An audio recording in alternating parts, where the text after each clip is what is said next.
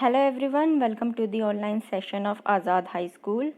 आज हम करेंगे क्लास 7th की सोशल स्टडीज़ का चैप्टर नंबर 13, जिसका नाम है इनसाइड आवर अर्थ। यानी कि जो हमारी पृथ्वी है, हम उसके इनसाइड की, अंदर की सारी चीज़ों को जानेंगे।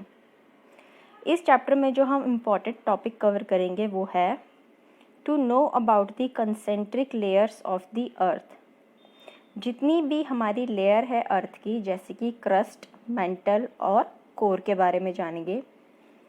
To know about the different types of rocks and minerals and to know about rock formation and rock cycle.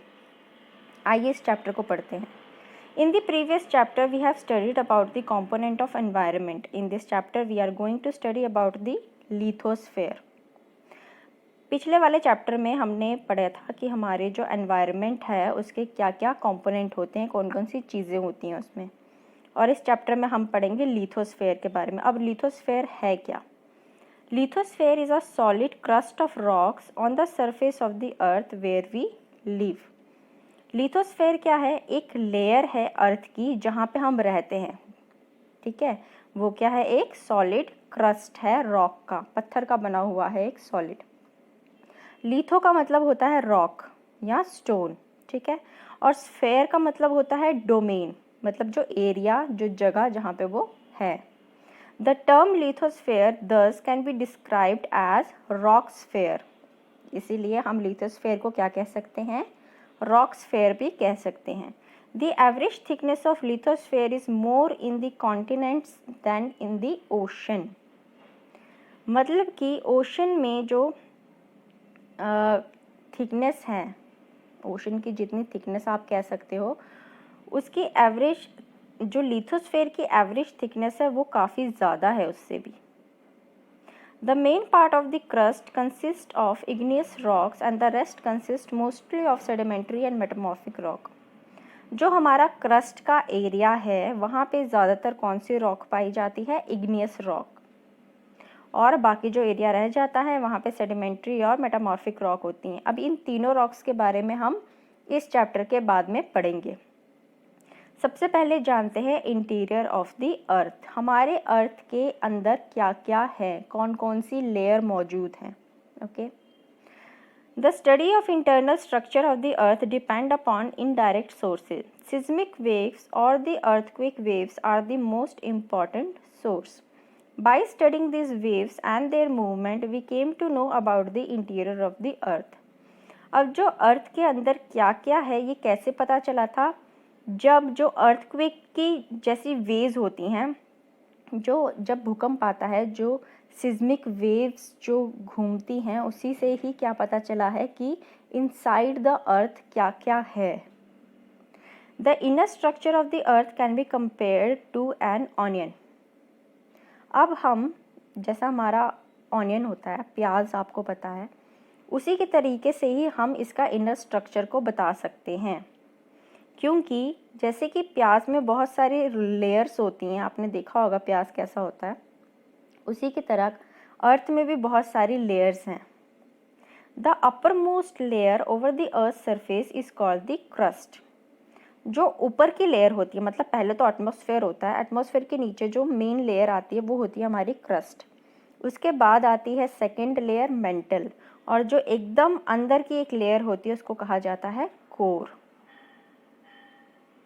सबसे पहले हम जानेंगे क्रस्ट के बारे में। The uppermost layer of the earth is called the crust. It is most important layer as we live on it and perform all the economic activities on it. It is about 35 km thick on the continental masses and only 5 km on the ocean floors. कहने का मतलब है कि जो हमारे अर्थ की top most layer होती है वो कौन सी है? क्रस्ट। क्रस्ट क्या है? ये इम्पॉर्टेंट इसलिए है क्योंकि हम जो जहाँ रहते हैं वो क्रस्ट ही है। यानी कि जो लेयर है अर्थ की क्रस्ट की, हम उसी के ऊपर क्या है? रह रहे हैं। ओके, तो इसकी जो थिकनेस है, अगर आप जहाँ लैंड है उसके हिसाब से देखेंगे तो 35 किलोमीटर थिक है। लेकिन अगर ओशंस के हिसाब से देखेंगे, जहाँ पे समुद्र है, तो वहाँ पे इसकी थिकनेस कितनी है? 5 किलोमीटर। ठीक है, it is the thinnest among all the layers. बाकी जितनी लेयर्स हैं उनमें से ये सबसे ज़्यादा पतली लेयर है। The crust is further divided into two parts, that is the upper crust made up of silica and aluminum, also known as Sial, and the lower crust made up of silica and magnesium, also called सीमा। कहने का मतलब है जो crust है वो दो part में divide किया हुआ है। अपर क्रस्ट जिसे बोलते हैं वो सिलिका और एल्यूमिनियम का बना है, इसलिए सिलिका का Si और एल्यूमिनियम का Al, तो इसको क्या कहा जाता है, सियाल। और जो लोअर क्रस्ट है वो सिलिका और मैग्नीशियम का बना हुआ है, तो सिलिका का Si और मैग्नीशियम का Ma, तो इसे क्या कहा जाता है, sima. Sial make the continents while sima make is mainly found in the ocean bed. जो सिलिका और एल्युमिनियम है वो ज़्यादातर लैंड जहाँ पे ज़मीन है वहाँ पाया जाता है, लेकिन जो सीमा है वो ज़्यादातर ओशन के जो एकदम बेड है, नीचे है, ओशन के जो एकदम ही डीप जो लेयर आती है वहाँ पे पाया जाता है। The thickness of sial is more than the sima. Obviously जो सियाल की थिकनेस है वो ज़्यादा ही होगी। It is believed that when Earth was being found, the heavier rocks sank to form the ocean floor, while the lighter rocks settled on the top to form the continents. The heavier layer was named Sima and the lighter layer was named Sial. इन्होंने बताया है कि जब अर्थ का निर्माण हुआ था तब जो भारी भारी लेयर थी पत्थरों की वो नीचे जाके दब गई, तो वो बन गई ओशन की बेड में, तो वहाँ क्या बना था, सीमा। लेकिन जो हल्की लेयर थी वो ऊपर ही रह गई, तो उससे हमारे कॉन्टिनेंट बने। कॉन्टिनेंट कहने का मतलब है जो लैंड मासेस हैं, ज़मीन है जहाँ पे लोग रहते हैं, वो उसका निर्माण हुआ। तो इसलिए जो ऊपर वाली लेयर है वो क्या है, सियाल की। लाइटर लेयर को कहा जाता है सियाल और हैवियर लेयर को कहा जाता है सीमा। ये था क्रस्ट के बारे में। अब हम पढ़ेंगे सेकेंड लेयर जिसको कहा जाता है mental. The mental lies just beneath the crust. Crust के एकदम नीचे ही क्या होता है, मेंटल। इसकी डेप्थ है 2900 किलोमीटर की। ठीक है, इसको भी डिवाइड किया गया है दो पार्ट में, अपर मेंटल और lower mantle. It is believed that mantle has been formed largely of silicate minerals rich in iron and magnesium. जो मेंटल है वो किसका बना हुआ है, सिलिकेट मिनरल्स का, जिसमें कि आयरन है और मैग्नीशियम भी है। इसीलिए इस लेयर को क्या कहा जाता है, asthenosphere. The rocks in this part of the earth are in plastic और मोल्टन स्टेट। जिस मतलब कि इस जगह पे जो पत्थर पाए जाते हैं वो या तो प्लास्टिक शेप के होते हैं या मोल्टन, थोड़े से लिक्विडिश शेप में होते हैं। Due to its higher density than that of the crust. अब जितना आप अंदर चले जाओगे उसकी डेंसिटी क्या हो जाती है, ज़्यादा हो जाती है। ठीक है, तो जहाँ पे मेंटल है उसकी डेंसिटी ज़्यादा है as compare to the crust. तो lithosphere is consider to be floating over the asthenosphere. तो जिसकी कम डेंसिटी होती है वो चीज़ फ्लोट करती है, राइट। डेंसिटी का मतलब क्या होता है, मास अपॉन वॉल्यूम। ओके, कम डेंसिटी होना मतलब कि वॉल्यूम ज़्यादा है और उसके अंदर जो चीज़ मास पड़ी है वो छोटी है, तो वो क्या करेगी, तैरेगी, फ्लोट करेगी। तो जिसकी डेंसिटी कम होती है वो चीज़ फ्लोट करती है और जिसकी डेंसिटी ज़्यादा होती है वो चीज़ उसके नीचे रहती है, यानी कि सिंक करती है। तो यहाँ कहने का मतलब है जो लिथोस्फेयर है यानी कि हमारा क्रस्ट है उसकी डेंसिटी कम है as compare to the mantle, इसीलिए लिथोस्फेयर ऊपर ही फ्लोट करता है, किसके, मेंटल के, जिसे कि एस्थेनोस्फेयर भी कहा जाता है। अब हम पढ़ेंगे कोर के बारे में, the inner most layer of the earth. It is the deepest and the most inaccessible zone of the earth, extended from the lower boundary of the mantle at the depth of 2900 kilometre to the center of the earth। कहने का मतलब है ये जो core है ये सबसे ज़्यादा डीपेस्ट लेयर है अर्थ की, यहाँ तक आज तक कोई भी नहीं पहुँच पाया है। ठीक है, इनएसेसिबल जोन मतलब कोई भी नहीं पहुँच पाया इस जोन तक। ये मेंटल के नीचे आती है और जहाँ पे मेंटल वाली लेयर ख़त्म होती है वहाँ से ये 2900 किलोमीटर और अंदर को है। इसकी डेंसिटी है जो वो बहुत ही ज़्यादा है, कितनी, twice the density of the mental. जितनी मेंटल लेयर की डेंसिटी है उससे 2 गुना ज़्यादा है इसकी। ठीक है, अब हमने कोर को जो आगे दो पार्ट में डिवाइड किया है, आउटर कोर और inner core. The major constituents of this layer are the metallic minerals like nickel, iron, due to which the core is called NIFE. कहने का मतलब है जो कोर है वो किससे बना हुआ है, जो हमारे मेटल है लाइक निकल और आयरन, इन दोनों से बना हुआ है। अब निकल का Ni और आयरन का जो सिंबल होता है वो होता है Fe, तो इसीलिए कोर को क्या कहा जाता है, nife. Due to a great pressure of the overlying strata the rocks in central part of the core behave more like solid rather than like liquid material. The radius of the core as a whole is 3500 kilometre. जितना ऊपर चीज़ें पड़ी हुई हैं core की, वो क्या करते हैं, प्रेशर देते हैं, ठीक है।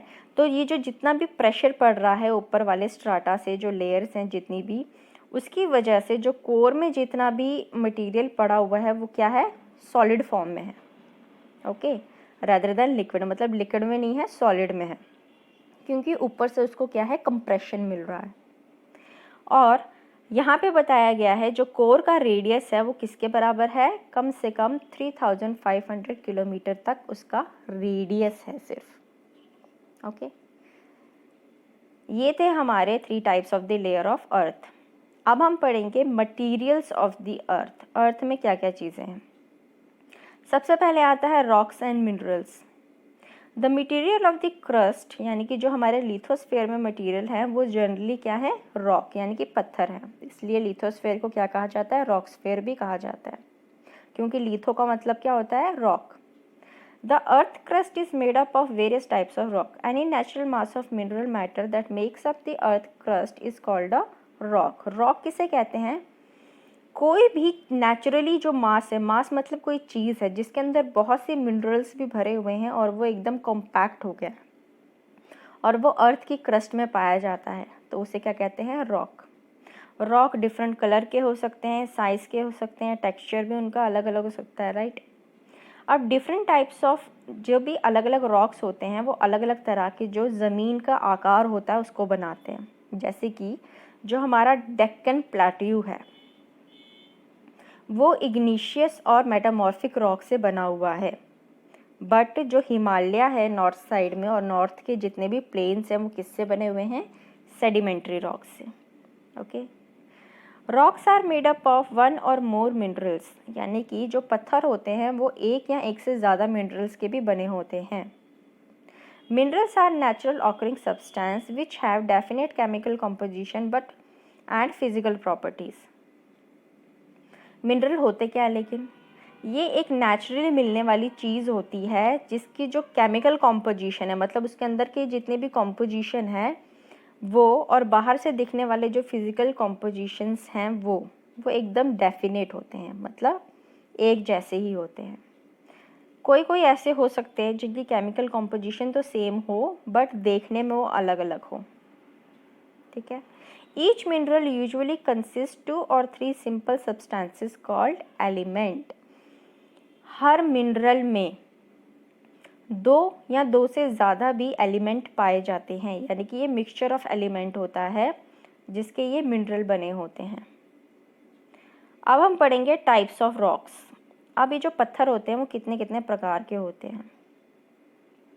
अब हमने इनको कैसे क्लासिफाई किया है, जिस तरीके की इनकी फॉर्मेशन हुई है, ये कैसे बने हैं, इनकी फ़िज़िकल और केमिकल प्रॉपर्टी कैसी हैं, ये कौन सी लोकेशन में पाए जाते हैं, इसी के बेसिस पे इनको 3 कैटेगरी में डिवाइड किया गया है। पहला है इग्निशियस रॉक, दूसरा सेडिमेंट्री रॉक और तीसरा मेटामॉर्फिक रॉक। इग्निशियस रॉक क्या होते हैं? These are formed due to cooling, solidification and crystallization of molten earth material known as magma and lava. आपको पता है जो वोल्केनोज होते हैं उसके अंदर से जो मैग्मा निकलता है, जो एकदम गर्म जैसा लिक्विड मटेरियल होता है, मोल्टन लिक्विड जिसे कहते हैं, वो जब वहाँ से फट के बाहर आता है और जब अर्थ सरफेस पे पहुँचता है तो उसे लावा कहते हैं। यही लावा जब कुछ टाइम बाद अर्थ सरफेस पे पड़ा पड़ा कूल ठंडा हो जाता है, फिर सख्त हो जाता है, ठीक है, फिर इसमें बहुत सारे मिनरल्स की कॉम्पोजिशन बन जाती है, तो वही क्या बनाते हैं आपके इग्निशियस रॉक।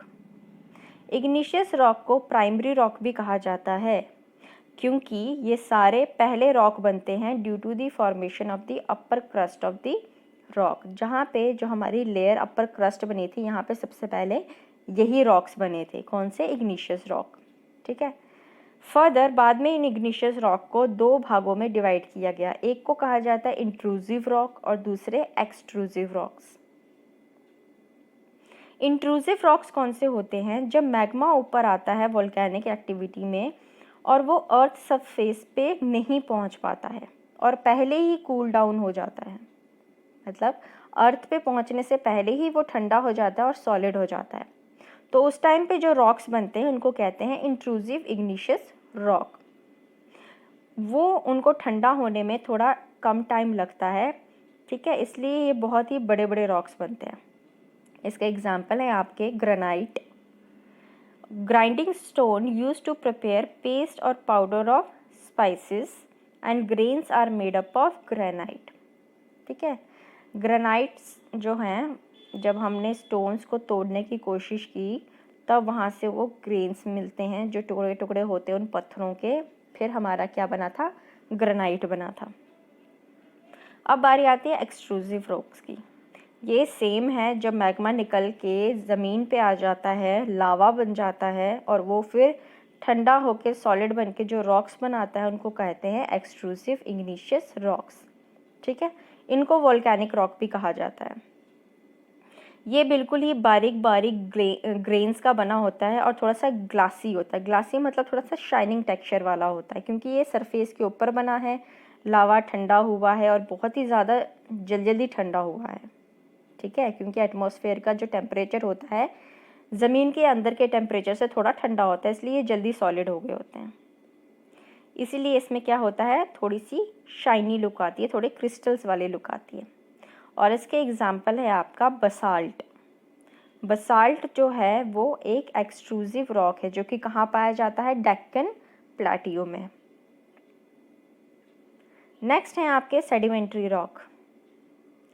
सेडिमेंट्री रॉक्स जो हैं वो वर्ड क्या बताता है? ये फॉर्म हुए हैं due to aggregation and compaction of sediment. Sediment क्या होते हैं? टुकड़े। इन्हीं टुकड़ों को जब थोड़ा सा एग्रेशन या कॉम्पैक्शन, इनको प्रेशर मिला है थोड़ा, इनको कॉम्पैक्शन यानी कि जो लेयर है उसके ऊपर जमती गई एक दूसरे के ऊपर ढेर लगते गए और उसके बाद जो रॉक्स बने वो आपके सेडिमेंट्री रॉक्स कहलाते हैं। ठीक है। जब जो पत्थर होते हैं वो ऊपर से गिरते हुए आ जाते हैं, एक दूसरे के ऊपर टकराते हैं और टुकड़ों में बढ़ जाते हैं, उनको क्या कहते हैं? स्मॉल फ्रैगमेंट्स, यानी कि छोटे छोटे टुकड़ों में बढ़ जाते हैं, सेडिमेंट्स में बदल जाते हैं। ठीक है। यही सेडिमेंट ट्रांसपोर्ट होते जाते हैं या पानी के ज़रिए या हवा के ज़रिए, अगर तेज़ विंड चले तो यही ट्रांसपोर्ट होते हैं और कहीं ना कहीं एक जगह पे डिपॉजिट होते जाते हैं, इनका ढेर लगता जाता है।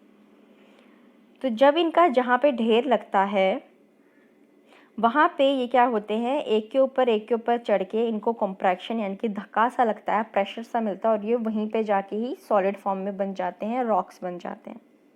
और ऐसे रॉक्स को क्या कहा जाता है? Sedimentary rocks. इसके एग्जांपल हैं आपके सैंडस्टोन, ठीक है, जो कि सैंड के ग्रेन से, दानों से बना हुआ है।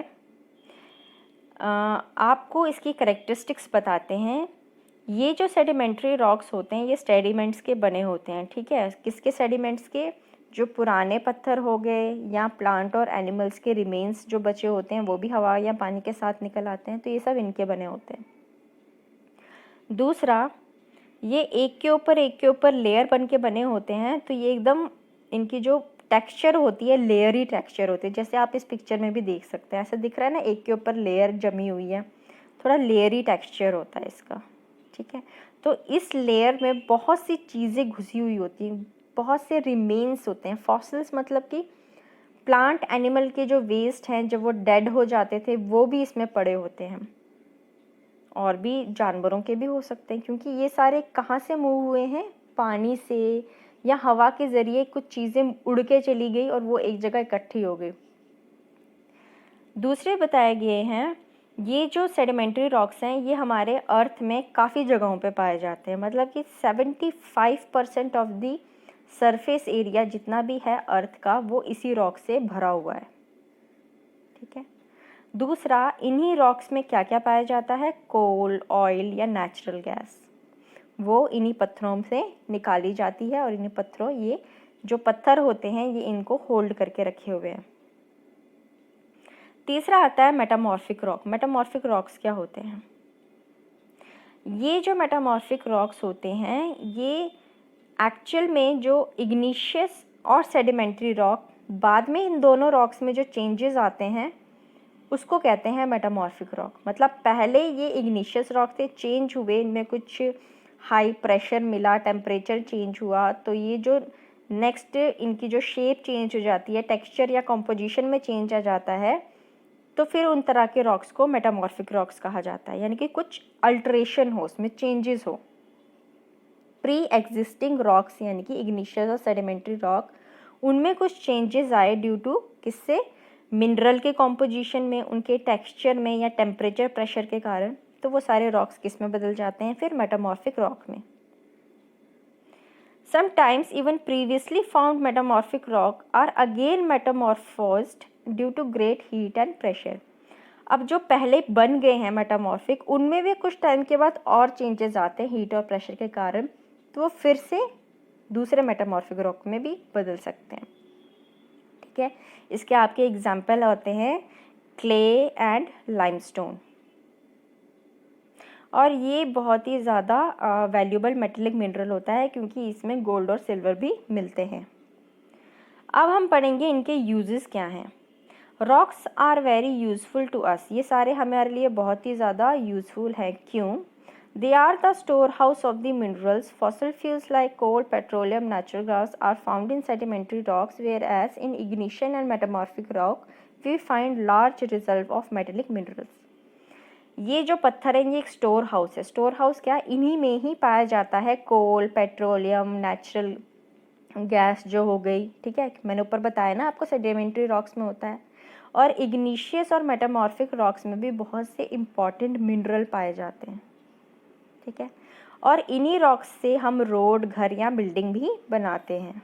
ओके, और बाकी तो आपको पता ही है, छोटे छोटे जो पत्थर होते हैं उनसे बच्चे भी खेलते हैं, बड़े सारे गेम्स होते हैं जैसे पिट्ठू खेलना, स्टापू खेलना, किट, ऐसी चीज़ें, राइट। अब हम पढ़ेंगे रॉक साइकिल के बारे में। रॉक साइकिल होता क्या है? रॉक्स जो फॉर्मेशन होती है ये एक तरह का साइक्लिक मैनर है। जैसे वाटर साइकिल होता है ना, उसी तरीके का रॉक फॉर्मेशन भी एक साइक्लिक मैनर है। कैसे? जब मैग्मा कूल होता है, ऊपर वो सॉलिड होता है और इग्निशियस रॉक बन जाता है। ठीक है, इग्निशियस रॉक को हम क्या कहते हैं? पेरेंट रॉक, क्योंकि ये सबसे पहले बना हुआ था। फिर ये igneous rock further broken down होता है स्मॉलर पीसेस में और ट्रांसपोर्ट होता है हवा के साथ, साइड पे डिपॉजिट होकर सेडिमेंट्री रॉक्स भी बनते हैं। अब ये इग्निशियस रॉक और सेडिमेंट्री रॉक जब हाई हीट और टेम्परेचर से हाई प्रेशर जब इस पे पड़ता है, चेंज होते हैं, तो ये किस में बदल जाते हैं? मेटामॉर्फिक रॉक में। अब मेटामॉर्फिक रॉक जो अंडर ग्रेट हीट और प्रेशर फिर से इसमें पड़ता है, तो फिर से मेल्ट होते हैं और किस में बदल जाते हैं? मॉल्टन मैग्मा में। और इस तरीके से ये मॉल्टन मैग्मा फिर से सॉलिड होता है, फिर से इग्निशन बनता है। मतलब ये जो प्रोसेस है एक साइकिल की तरह घूम रहा है, तो इसलिए ये क्या कहलाता है? Rock cycle. ठीक है, तो यहाँ पे आपको दिखाया भी हुआ, ये देखिए साइकिल कैसे कैसे चेंजेस हो रहे हैं इसमें। फर्स्ट वाला दिखाया है मैग्मा, फिर ये सेकंड वाले में क्रिस्टलाइजेशन होती है, बहुत से फॉर्मेशन ऑफ रॉक होता है। फिर उसके बाद थर्ड बनता है कौन सा रॉक? इग्निश रॉक। फिर ये टूटते हैं, इरोजन होता है पानी वानी के कारण, ये पानी से टूट रहे हैं। और पांचवा कौन सा बना? सेडिमेंटेशन करके, ये देखो ये बारीकी से टूटा, इसके सारे कण टूट रहे हैं, तो सिक्स्थ सेडिमेंट और सेडिमेंट्री रॉक बना। उसके बाद इन रॉक को जब हाई प्रेशर लगा तो ये 8th नंबर पे क्या बन गए? Metamorphic rock. बाकी इन मेटामॉर्फिक रॉक पे जब और हीट और प्रेशर जब इस पे पड़ने लगा तो ये पिघल के फिर कम्प्लीटली किस में ट्रांसफ़र हो गए? मैग्मा में। और ये मैग्मा और ज़्यादा लिक्विडिश बन के फिर से नंबर 1 में पहुंच जाएगा और फिर से ये साइकिल जो है ये चलता जाएगा। ठीक है, तो ये था आपका चैप्टर। आई होप आपको समझ में आया होगा। अब हम करते हैं इसकी exercise. Tick the correct option. What is the upper thin layer of lithosphere called? तो इसका आंसर है B, crust. Number 2, the deepest part core of the earth is made up of. तो इसका आंसर है D, iron and nickel. Number 3, which of the following rocks are called primary rocks और parent rock? तो किसे कहा जाता है? Option A, igneous rock. Number 4, which of the following is an example of intrusive igneous rock? तो इसका है option A, granite. 5th, in which of the following rocks are fossils are found? Fossil किस में पाए जाते हैं? Number C, sedimentary rocks में. Okay. Second, very short answer type questions in one word or a few words only. Number 1, what are seismic waves? तो इसका answer है seismic waves are the waves produced during the occurrence of earthquake. Number 2, what do you mean by fossils? इसका answer है fossils are the remains of dead animals and plants buried under the sedimentary rocks. Number 3, what do Sial and Sima stand for? इसका answer है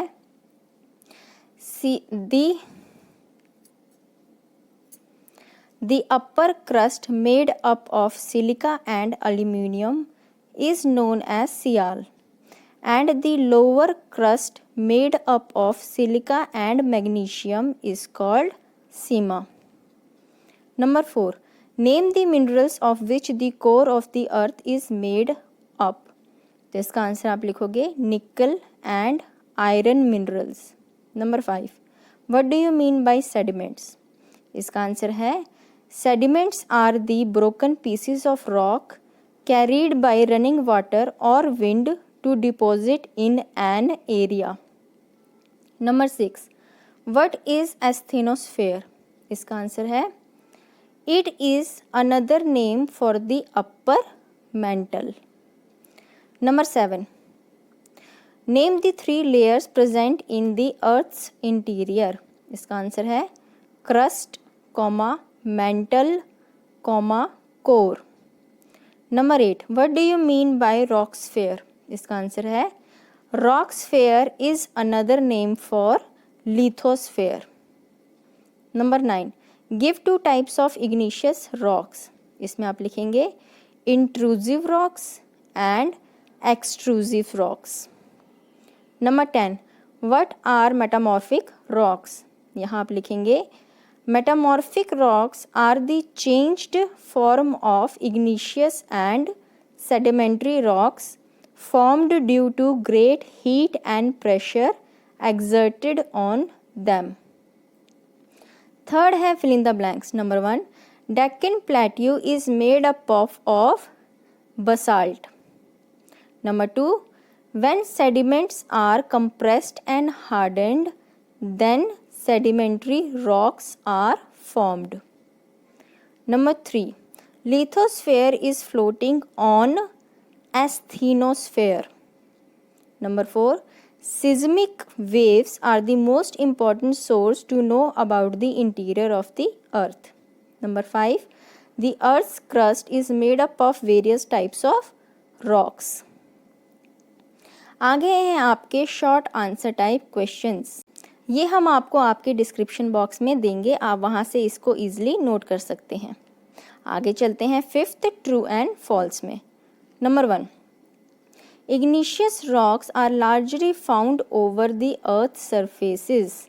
तो ये है आपका false. Number 2, metamorphic rocks are form due to heat and pressure exerted on igneous and sedimentary rocks. तो ये है true. Number 3, basalt is an example of extrusive igneous rocks. ये है true. Number 4, the upper crust of the earth is made up of silica and magnesium. ये है false. Number 5, sedimentary rocks are mostly found in layers. ये है true. आगे हैं आपके match the column. Upper crust, इसको आप मैच करेंगे सिलिका एंड एल्यूमिनियम के साथ. एस्थेनोस्फेयर, इसको आप मैच करेंगे मेंटल के साथ. कोर, इसको आप मैच करेंगे निकल एंड आयरन. नेक्स्ट है सेडिमेंट्री रॉक्स, इसको आप मैच करेंगे फॉसिल्स के साथ। और फिफ्थ है इग्निशियस रॉक, इसको आप मैच करेंगे बसाल्ट के साथ। तो यहाँ आपका चैप्टर ख़त्म होता है। आई होप आपको समझ में आया होगा। अगर आपको मेरी वीडियो पसंद आए तो इसे लाइक ज़रूर करें। Thank you very much and have a nice day.